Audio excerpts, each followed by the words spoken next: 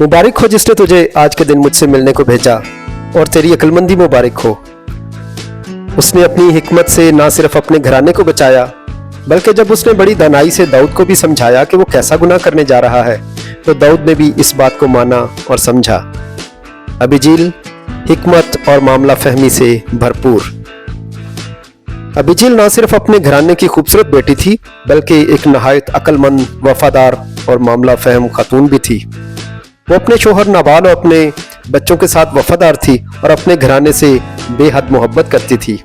मगर बाइबल बयान करती है कि इसका शोहर नाबाल बेवकूफ़, बदतमीज, बदकार और खबीस शख्स था, जिससे कोई भी बात नहीं कर सकता था। वो बेहद मालदार था। उसके पास 3000 भेड़ें, 1000 बकरियां, बेशुमार नौकर चाकर और मालो दौलत थी। मगर वो इंतहाई कंजूस और सख्त दिल इंसान था। नाबाल की रहाइश माउन में थी, मगर उसकी मलकियत किरमल में थी, जहां उसके चरवाहे भेड़ बकरियां चराते थे। दाऊद और उसके साथियों ने इसी मैदान में डेरा लगा रखा था। दाऊद ने अपने जवानों को हुक्म दे रखा था कि नाबाल के चरवाहों और उसके माल की हिफाजत करें, और वो दिन रात इनके लिए दीवार की मानद रहे, यहां तक कि चरवाहों की कोई चीज गुम न हुई। एक दिन जब दाऊद जंग से थक हार कर अपने साथियों के साथ इस मैदान में आया, उस वक्त नाबाल अपने भेड़ बकरियों के बाल कुतरवा रहा था और बाल कुतरने वालों के लिए शानदार ज़ियाफत का एहतमाम कर रहा था। कलाम मुकद्दस में लिखा है कि दाऊद ने बियाबान में सुना कि नाबाल अपने भेड़ों के बाल कुतर रहा है। सो दाऊद ने 10 जवान रवाना किए और उसने उन जवानों से कहा कि तुम किरमल पर चढ़कर नाबाल के पास जाओ और मेरा नाम लेकर उसे सलाम कहो, और उस खुशहाल आदमी से यूं कहो कि तेरी और तेरे घर की और तेरे माल असबाब की सलामती हो। मैंने अब सुना है कि तेरे बाल कुतरने वाले हैं और तेरे चरवाहे हमारे साथ रहे और हमने उनको नुकसान नहीं पहुंचाया, और जब तक वो किरमल में हमारे साथ रहे उनकी कोई चीज खोई नहीं। तू अपने जवानों से पूछ और वो तुझे बताएंगे। बस इन जवानों पर तेरे करम की नजर हो, इसलिए कि हम अच्छे दिन आए हैं। मैं तेरी मिन्नत करता हूं कि जो कुछ तेरे हाथ आए अपने खातमों को और अपने बेटे दाऊद को अता कर। मगर नाबाल ने दाऊद के खातमों को बेरुखी और तकब्बर से जवाब दिया। नाबाल ने दाऊद के खातमों को जवाब दिया कि दाऊद कौन है और यस्सी का बेटा कौन है? इन दिनों बहुत से नौकर ऐसे हैं जो अपने आका के पास से भाग जाते हैं। क्या मैं अपनी रोटी और पानी और ज़बीहे जो मैंने अपने कुतरने वालों के लिए ज़बा किए हैं लेकर उन लोगों को दूं जिनको मैं नहीं जानता कि वो कहाँ के हैं? जब दाऊद के जवानों ने वापस आकर नाबाल के सख्त अल्फाज दाऊद को सुनाए, तो दाऊद को सख्त गुस्सा आया और उसने कहा, अपनी अपनी तलवारें बांध लो। सो हर एक ने अपनी तलवार बांधी और दाऊद ने भी अपनी तलवार हमाइल की। सो करीबन 400 जवान दाऊद के पीछे चले और 200 असबाब के पास रहे। नाबाल के खादमों में से एक ने अबीजील को नाबाल के रवैये के बारे में बताया और कहा, देखो दाऊद के बियाबान से हमारे आका को मुबारकबाद देने को कासद भेजे। पर वो उन पर झुंझलाया, लेकिन इन लोगों ने हमसे बड़ी नेकी की थी और हमारा नुकसान नहीं हुआ, और मैदानों में जब तक हम उनके साथ रहे हमारी कोई चीज़ गुम ना हुई, बल्कि जब तक हम उनके साथ भेड़ बकरियां चराते रहे वो रात दिन हमारे लिए गोया दीवार थे। सो अब सोच समझ ले तू क्या करेगी, क्योंकि हमारे आका और उसके सब घराने के खिलाफ बदी का मंसूबा बांधा गया है, क्योंकि ये ऐसा खबीस आदमी है कोई इससे बात नहीं कर सकता। अबीजील ने फौरन हिकमत से काम लिया।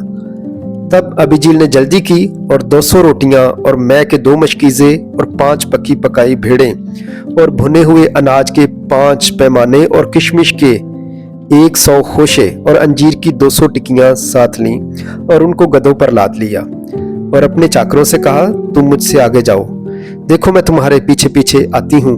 और उसने अपने शोहर नाबाल को खबर ना की। जब वो पहाड़ के किनारे से उतर रही थी, दाऊद और उसके जवान सामने से आते दिखाई दिए। जो ही अबीजील दाऊद के करीब पहुंची, वो फौरन गधे से उतरी और दाऊद के सामने झुककर सजदा किया और कहने लगी, वो उसके पांव पर गिरकर कहने लगी, मुझ पर ऐ मालिक, मुझे पर ये गुनाह हो, और जरा अपनी लौंडी को इजाजत दे कि तेरे कान में कुछ कहे, और तू अपनी लौंडी की अर्ज सुन। मैं तेरी मिन्नत करती हूँ कि मेरा मालिक उस खबीस आदमी नबाल का कुछ ख्याल ना करे, क्योंकि जैसे उसका नाम है वैसा ही वो है। उसका नाम नाबाल है और हमाकत उसके साथ है। लेकिन मैंने जो तेरी लौंडी हूँ अपने मालिक के जवानों को जिनको तूने भेजा था नहीं देखा। और अब ऐ मेरे मालिक, खुदावन की हयात की कसम और तेरी जान ही की सौगंध कि खुदावन ने जो तुझे खून रेजी से और अपने हाथों अपना इंतकाम लेने से बाज रखा है, इसलिए तेरे दुश्मन और मालिक के बदख्वा नबाल की मानद ठहरे। अब ये हदिया जो तेरी लौंडी अपने मालिक के हजूर लाई है उन जवानों को जो मेरे खुदावन की पैरवी करते हैं दिया जाए। तू अपनी लौंडी का गुनाह मुआफ कर दे, क्योंकि खुदावन यकीनन मेरे मालिक का घर कायम रखेगा, इसलिए कि मेरे मालिक खुदावन की लड़ाइयां लड़ता है और तुझ में तमाम उम्र बुराई नहीं पाई जाएगी। और गो इंसान तेरा पीछा करने और तेरी जान लेने को उठे तो भी मेरे मालिक की जान जिंदगी के बुकचा में खुदावन तेरे खुदा के साथ बंदी रहेगी। पर तेरे दुश्मनों की जाने वो गोया फलाखन में रखकर फेंक देगा। और जब खुदावन मेरे मालिक से वो सब नेकियां जो उसने तेरे हक में फरमाई हैं कर चुकेगा और तुझको इस्राएल का सरदार बना देगा, तो तुझे इस बात का गम और मेरे मालिक को ये दिली सदमा ना हो कि तूने बेसबब खून बहाया या मेरे मालिक ने अपना इंतकाम लिया। और जब खुदावन मेरे मालिक से भलाई करे तो तू अपनी लौंडी को याद करना। दाऊद ने अबीजिल की हिकमत को सराहा और कहा, खुदावंद इसराइल का खुदा मुबारक हो, जिसने तुझे आज के दिन मुझसे मिलने को भेजा है, और तेरी अक्लमंदी मुबारक हो, तू खुद भी मुबारक हो, जिसने मुझको आज के दिन खून रेजी और अपने हाथों अपना इंतकाम लेने से बाज रखा। क्योंकि खुदावंद इसराइल के खुदा की हयात की कसम, जिसने मुझे तुझको नुकसान पहुंचाने से रोका, कि अगर तू जल्दी ना करती और मुझसे मिलने को ना आती तो सुबह की रोशनी तक नबाल के लिए एक लड़का भी न रहता। फिर दाऊद ने अबीजील का हदिया कबूल किया और कहा, अपने घर सलामत जा, देख मैंने तेरी बात मानी और तेरा लिहाज किया। अबीजील एक अक्लमंद, वफादार और मामला फहम औरत थी। उसने अपने शोहर नाबाल की हमाकत को फौरन भांप लिया और उठ खड़ी हुई और हदिये लेकर दाऊद की तरफ चल पड़ी। उसने अपनी हिकमत से ना सिर्फ अपने घराने को बचाया, बल्कि जब उसने बड़ी दनाई से दाऊद को भी समझाया कि वो कैसा गुनाह करने जा रहा है, तो दाऊद ने भी इस बात को माना और समझा और अबीजील की तारीफ की। ये कहानी आप मिसेस रेवरेंड शहबाज अंजुम की किताब ख़वातीन बाइबल से सुन रहे हैं।